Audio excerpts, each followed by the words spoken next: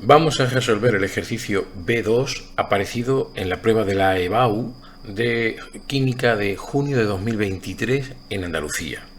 Como puedes ver, se trata de una cuestión que tiene que ver con el enlace químico y nos dan dos moléculas que sería el fluoruro o el difluoruro de oxígeno y el trifluoruro de boro. Tenemos que, por un lado, justificar la geometría molecular que presentan estas dos moléculas según la teoría de repulsión de los pares de electrones de la capa de valencia. Después tendríamos que indicar la hibridación del átomo central en cada molécula y razonar si son o no son polares. Para poder hacer esto vamos a ir saltando quizás de un apartado a otro, porque para hacer el razonamiento, por ejemplo, de la geometría molecular, es buena idea hacerlo también teniendo en cuenta cuál es la hibridación que tendría el átomo central. Entonces voy a ir desarrollando el ejercicio y verás que vamos a ir saltando de un apartado a otro.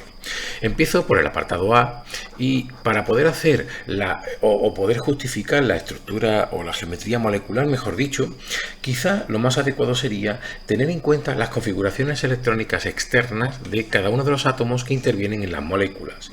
Si empezamos por la primera de ellas, tendríamos que estar el oxígeno, cuya configuración electrónica externa es 2s2, 2p4, ¿verdad? Y por otro lado tendríamos el flúor, que sería una configuración electrónica de 2s2, 2p5. Una vez que tengo esto, lo que puedo tener claro es que voy a colocar estos átomos según, digamos, el orden lógico, y lo voy a hacer usando algo que ya conoces, que es las estructuras de Lewis. Así que lo que haré será colocar un átomo de flúor, voy a colocar aquí el de oxígeno, que sería el átomo central, y otro átomo de flúor. Y ahora voy a ir dibujando los electrones que estarían asociados a cada uno de estos átomos en la estructura de Lewis. Por supuesto, el átomo central, que es el oxígeno, tiene alrededor 6 electrones. Fíjate que serían 2 que están en el 2s y 4 que están en el 2p. Pero al enlazarse con cada uno de los flúor, estas rayas que ponemos aquí representan un par de electrones. Es decir, lo que ha hecho ha sido tomar 2 electrones de sus 6 de la última capa para formar los enlaces. Por lo tanto, le van a quedar 4 que debo representar, y los voy a representar de esta manera, cumpliendo así la regla del octeto. Para cada uno de los flúor había 7 electrones en la última capa, y lo que estamos haciendo es formar un enlace, es decir, como compartir uno con el oxígeno central. Así que fíjate que tendría que tener en cuenta esto de aquí, ¿verdad? Y si tengo en cuenta que aquí había uno de esos electrones que habría que compartir, debo colocar pues 6 electrones alrededor de cada átomo de flúor. Por lo tanto, lo vamos a colocar aquí.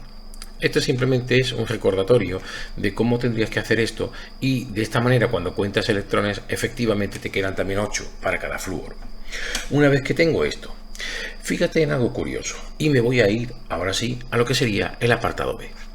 Si nos fijamos en el átomo central, voy a tener que el átomo central tiene alrededor suyo, vamos a ir contando, 1, 2, 3 y 4 pares de electrones. Recuerda que cada una de estas líneas representa un par de electrones, así que tendríamos que el átomo central en la molécula digamos, del difluoruro de oxígeno, lo que va a tener es que tiene alrededor 4 pares de electrones, ¿verdad? 2 que serían de enlace y 2 que serían de no enlace, ¿verdad? Sin compartir. Eso implica que ese átomo central necesita 4 orbitales moleculares, 4 orbitales híbridos, ¿vale? Así que lo vamos a poner aquí. Hace falta 4 orbitales híbridos. ¿Y cuál es la hibridación que me da a mí este número de orbitales híbridos? Pues la hibridación que deberíamos considerar sería la hibridación sp3. Esa es la respuesta en el apartado B a qué hibridación tiene que tener el átomo central en cada molécula. Fíjate que la respuesta del apartado B ha llegado antes que la respuesta del apartado A. Por eso te lo decía, porque yo puedo usar este apartado para poder ahora determinar la geometría molecular. La clave estaría en contar los pares de electrones del átomo central. En este caso hay 4 pares, necesito 4 orbitales híbridos, y eso se va a conseguir como cogiendo el orbital S del último nivel, ¿verdad? Que era el 2s2p. Voy a tomar siempre el nivel S y ahora cuántos más niveles p necesito. Como son 4 orbitales, necesito 3 niveles p. Por lo tanto, el S y los 3p me dan lugar a 4 orbitales seguidos del tipo sp3.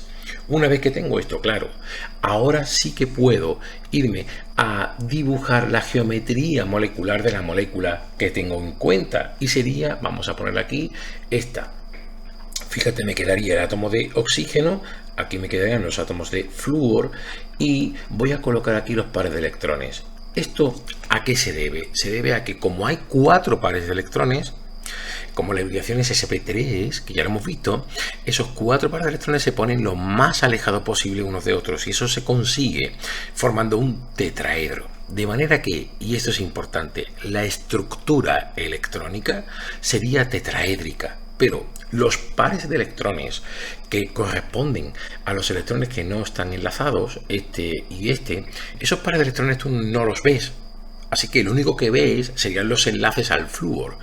Por eso decimos que, aunque su estructura electrónica es tetraédrica, la geometría molecular es, y esto es importante, angular.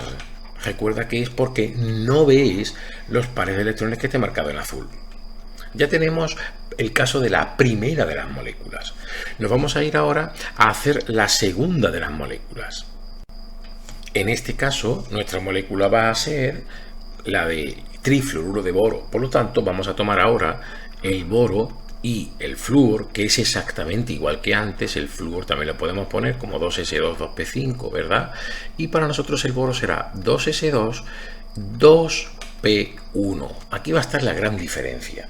Así que hacemos como antes. Fíjate, voy a colocar el boro, que sería mi átomo central. Vamos a colocar los flúor, que vamos a considerar a cada lado, y para ganar un poco más de tiempo, cada par de electrones del flúor lo voy a representar con una línea, ¿vale? Y tan solo tendríamos que representar lo que hay alrededor del boro. Y fíjate en algo importante, el boro tenía 3 electrones en su última capa. El boro es una excepción a la regla del octeto.